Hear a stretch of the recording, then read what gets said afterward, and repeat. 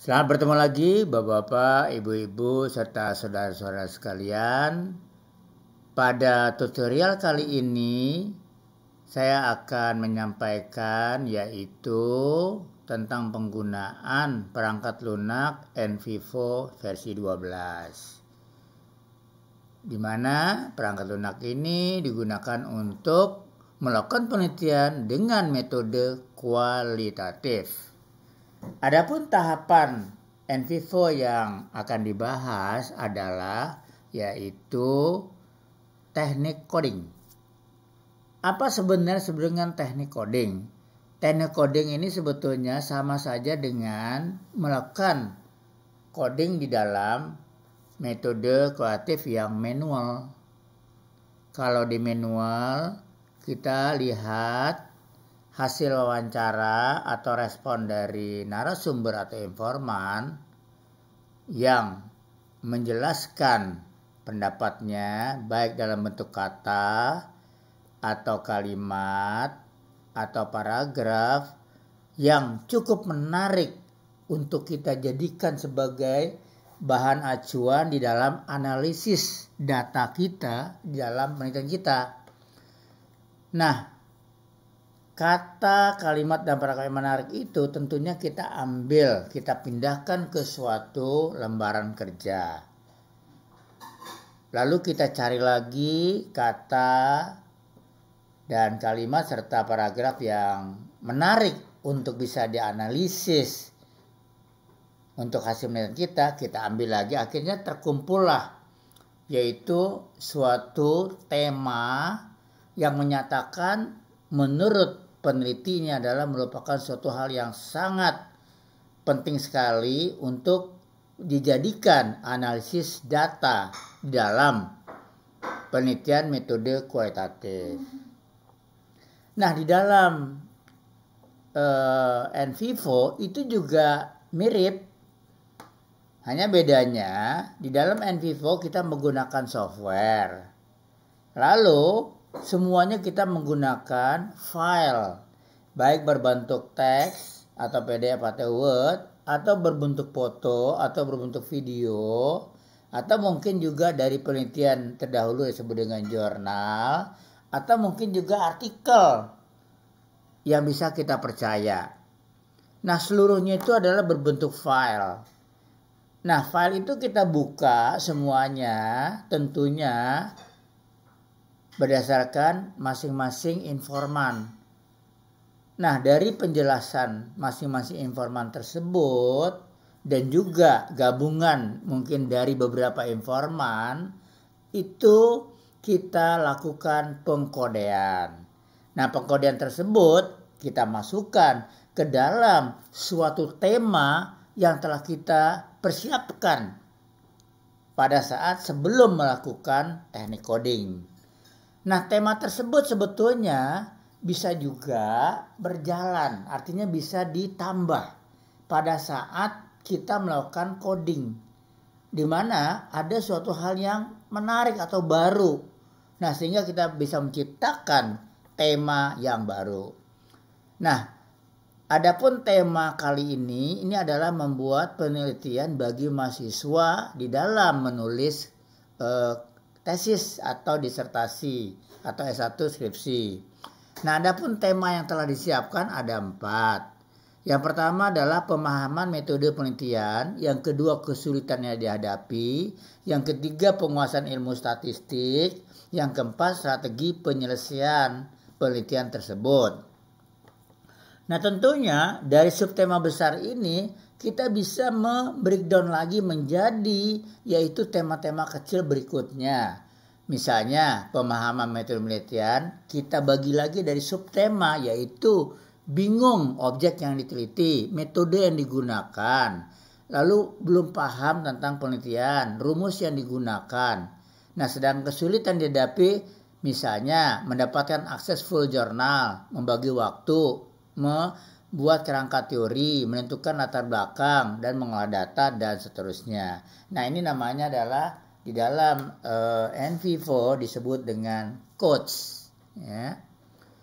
Nah, code inilah nanti merupakan suatu penampung dari coding-coding yang kita dapatkan dari masing-masing file yang bentuknya macam-macam tersebut.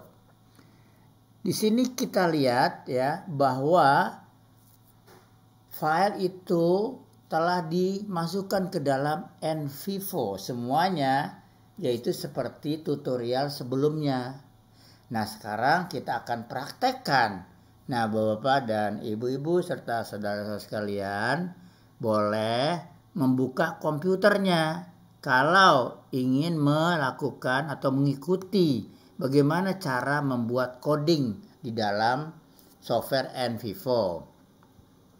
Kita lihat di dalam project yang Bapak tampilkan ini ada 5 file yang sudah di-download ya, atau sudah di-upload mungkin ya, yang sudah dimasukkan ke dalam ya, sudah dimasukkan ke dalam NVivo begitu ya.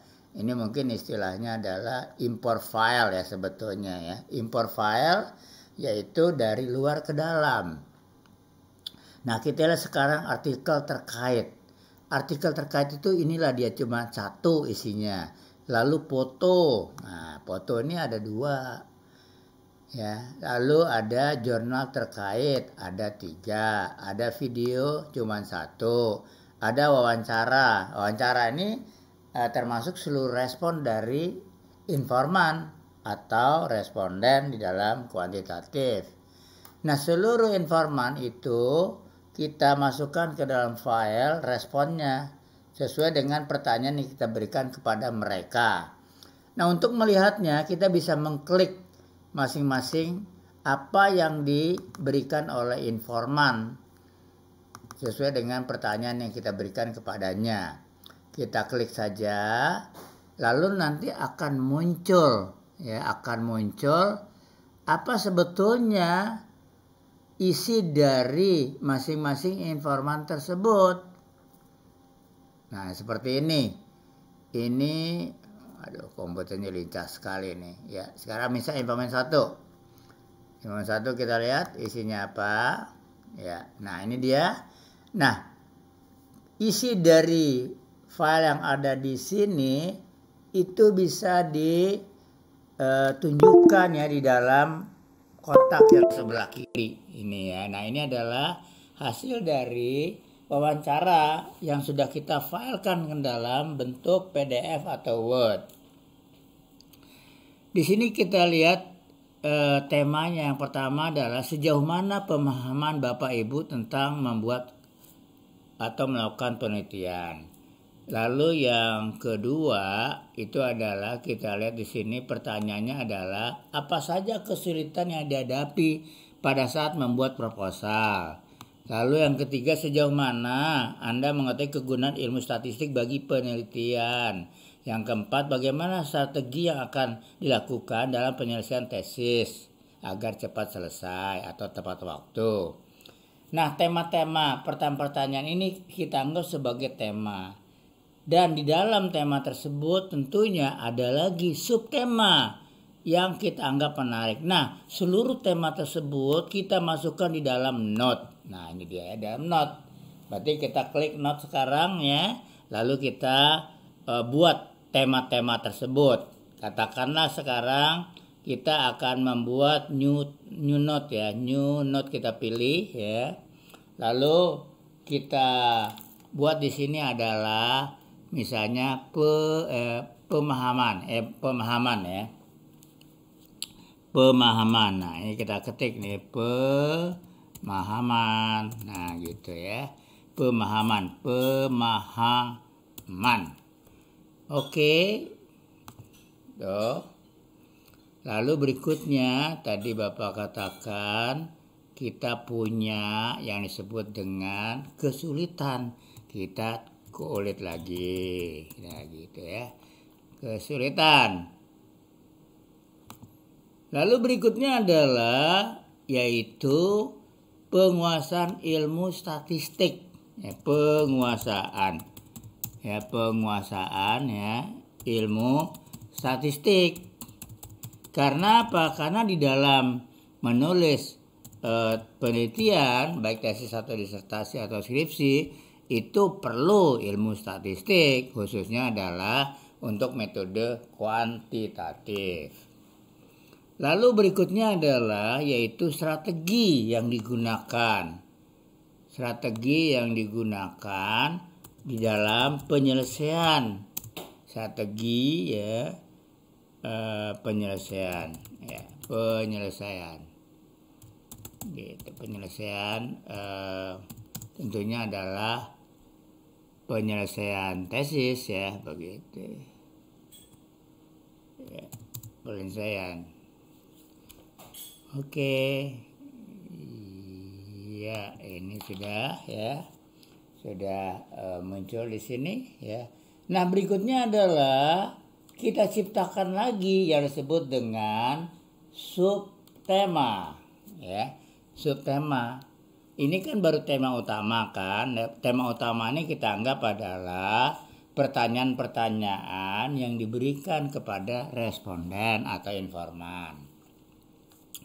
Misalnya di dalam penguasaan ilmu pemahaman dulu lah ya. Misalnya dalam pemahaman. Nah, artinya kita membuat suatu tema ya. Katakanlah untuk pemahaman tersebut ya, kita katakan di dalam penelitian ini yaitu berupa pemahaman latar belakang ya, misalnya latar belakang ya. Oke. Gitu. Ini punyanya pemahaman ya. Jadi jangan sampai salah kita nanti di dalam melakukan notnya. Lalu yang berikutnya adalah yaitu katakanlah bingung. Nah, begitu. Bingung misalnya. Jadi artinya pemahaman di dalam penelitian itu dia masih bingung ya. Artinya masih belum paham apa yang akan ditulis ya, bingung memulai ya, misalnya ya, bingung memulai ya, kita buat gini ya, oke ya.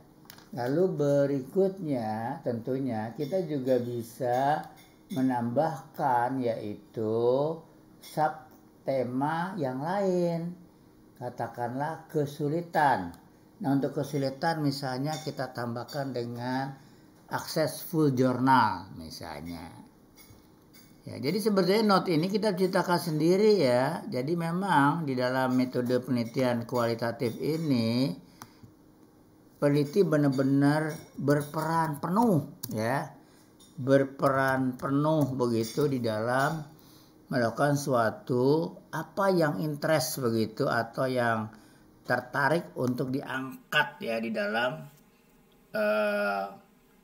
analisis data.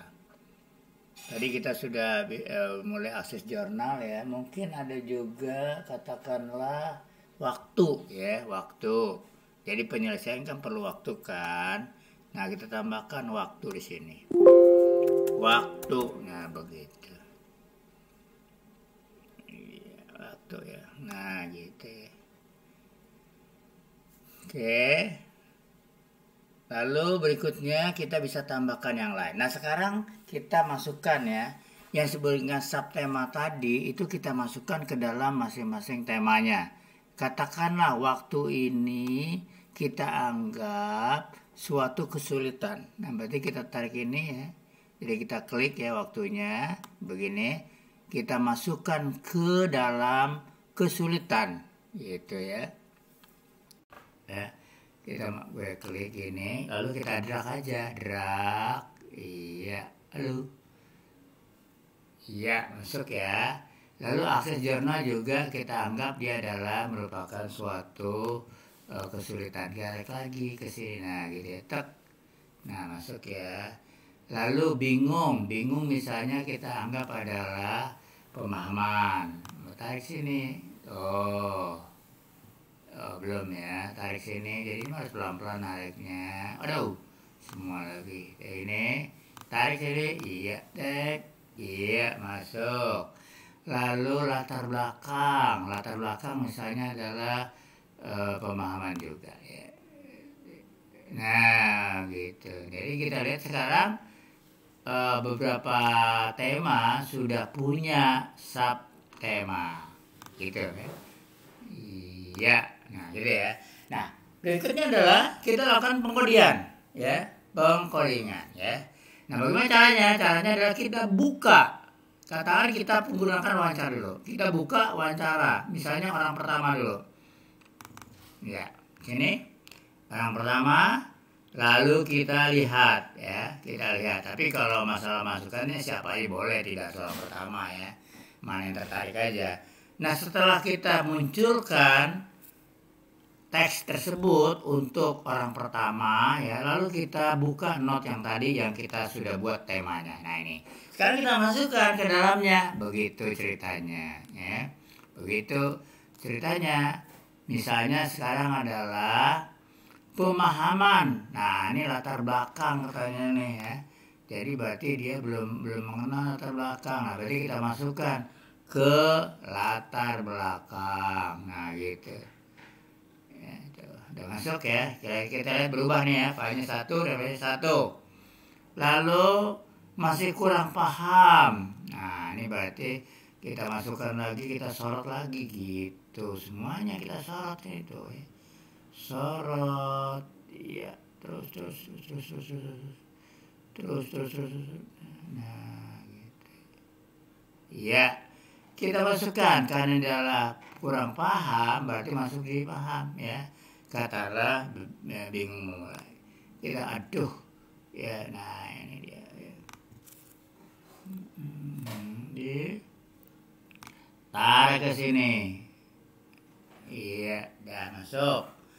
Lalu kita lihat lagi, misalnya tidak paham rumus. Nah ini berarti kita bisa masuk ke sini ya. Tidak paham berarti bingung juga, kita anggap aja lah bingung lah gitu ya.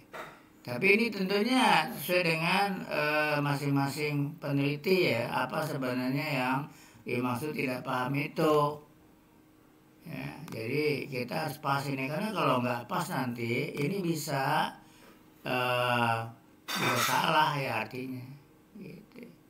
Tapi tentunya kita bisa melakukan perubahan ya, kalau memang ada dilakukan yaitu. Ini agak lincah ini. Nah gitu, lalu kita masukkan lagi ke sini. Nah gitu ya, masuk dia 2 ya. Lalu berikutnya adalah kita masukkan, katakan bingung di sini. Nah ini ada bingung lagi di sini, berarti kita masukkan lagi. Aduh lincah banget ya, masukkan lagi di sini.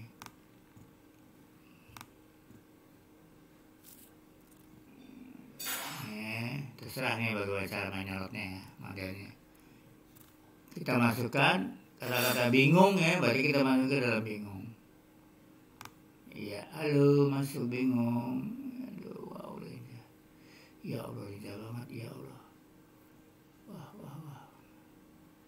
Konsolnya lincah banget nih, ternyata. Nah, iya masuk. Lalu kita lihat lagi pertanyaan yang lain ya. Kita lihat pertanyaan yang lain yang bisa kita bahaskan. Kedua misalnya kesulitan.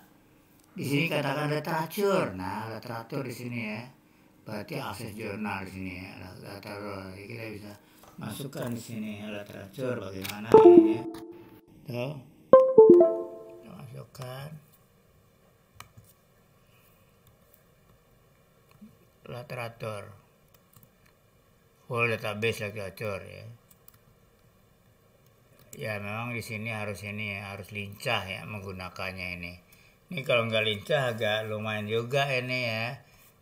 Ininya ya, memindahkannya. Ini pindahkan ayat kok semua maju.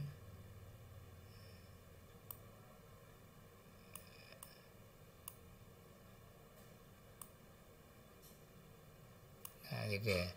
Lalu kita pindahkan ke akses jurnal. Itu, oke. Lalu berikutnya lagi, misalnya waktu, misalnya ada waktu ya. Nah waktunya kita sorot gitu. Dan ini namanya coding ya. Lalu kita masukkan ke waktu. Nah gitu. Lalu pengolahan data ya kita masukkan misalnya adalah statistik. Oke, dan seterusnya ya. Nah ini adalah disebut dengan coding. Nah Bapak dan Ibu saudara sekalian yang masukkan ke dalam tema-tema ini semuanya begitu. Nanti kan Vivo akan mengkodingnya sendiri. Otomatis ya dia akan mengkoding sendiri. Ya. Lalu katakanlah kita ingin foto. Nah ini foto ya misalnya ya. Foto. Kita keluarkan fotonya. Ya ini kita lakukan fotonya. Ini dia fotonya ya. Tapi baik lagi kita keluarkan notnya. Nah gitu ya. Oke. Nah sekarang untuk foto ini kita bisa lihat nih fotonya ngapain. Lo ternyata di perpustakaan kan. Kalau di perpustakaan apa ini masalahnya kan begitu ya. Apa masalahnya ini? Nah kita masukkan di sini. Caranya adalah ini lalu kita insert row ya, insert row begitu ya. Ya ini lalu kita masukkan di sini. Apa sebenarnya kendalanya misalnya kurangnya ya. Kurangnya literatur buku, udah gitu ya, literatur buku gitu ya. Nah ini kita sorot begitu ceritanya. Nah setelah sorot dimasukkan lagi ke sini, tuh ya, dimasukkan lagi ke sini. Ya misalnya masuknya ke akses jurnal gitu, dah tambah begitu. Itu kalau foto. Nah kalau video juga sama caranya. Ini katanya video, ini kita keluarkan dulu videonya. Ya ini videonya agak lama ya sedikit ya keluarnya. Ya kita tuh, nah ini videonya kan, sudah keluar kan. Lalu kita masukkan notnya lagi, seperti biasa nih.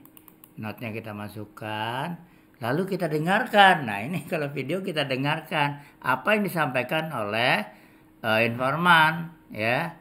Nah setelah itu kita klik biasa ini, klik begini ya. Lalu seperti tadi juga insert row. Lalu kita masukkan ya. Kita masukkan di sini kata-kata kalimat ya. Katakan di sini perlu ya pengetahuan statistik. Nah gitu ya. Perlu pengetahuan statistik ya. Nah berarti di sini kita sorot. Kita sorot ini begitu. Jadi yang disorot itu adalah bukan fotonya tapi adalah kata-kata yang kita dapatkan dari video tersebut ya. Misalnya kita masuk latar belakang ya, B pun nggak pas nggak apa-apa, ini kan hanya latihannya. Nah seperti itu ya. Nah dari sini kita bisa melihat ini sudah mengcoding nih semuanya nih, baik dalam bentuk video. Oh ya dalam bentuk jurnal belum ya. Nah jurnal terkait kita tinggal klik aja di sini tuh. Oke, lalu di sini terkaitnya kita baca apa saja ini. Nah ini jurnal terkait kita baca begitu. Jadi sebetulnya yang repot adalah yang membacanya ini ya. Karena apa? Kalau nggak dibaca lo bagaimana taunya? Nah inilah perbedaannya antara metode penelitian kualitatif dengan kuantitatif. Di sini kita lihat apa saja nih hasil menunjukkan bahwa kendala dari menyebab manusia. Nah ini ada kendala kan di sini. Nah berarti kita bisa ambil ini kendalanya. Gitu ya, kita ambil kendalanya sini, malas sini udah malas, atau bisa kita sedangkan kendala. Nah ini dosen sudah temui, susah ditemui, waduh dosen sulit temui ya. Nah ini berarti ini adalah yang disebut dengan yaitu tapi ingat ya ini harus note lagi ya, jangan dalam keadaan begini, note lagi gitu ya, dosen sulit temui tulis sini. Nah gitu. Lalu kita masukkan di sini misalnya adalah di dalam sini aja lah dulu gitu ya. Nah gitu. Nah artinya ini sudah di-coding semuanya. Nah kalau sudah di-coding artinya apa? Berarti pengkodean ya, pengkodean sudah selesai. Ya berarti untuk video kali ini kita tutup ya. Ini kita. Dan saya ucapkan selamat meneliti. Sampai ketemu di video yang berikutnya.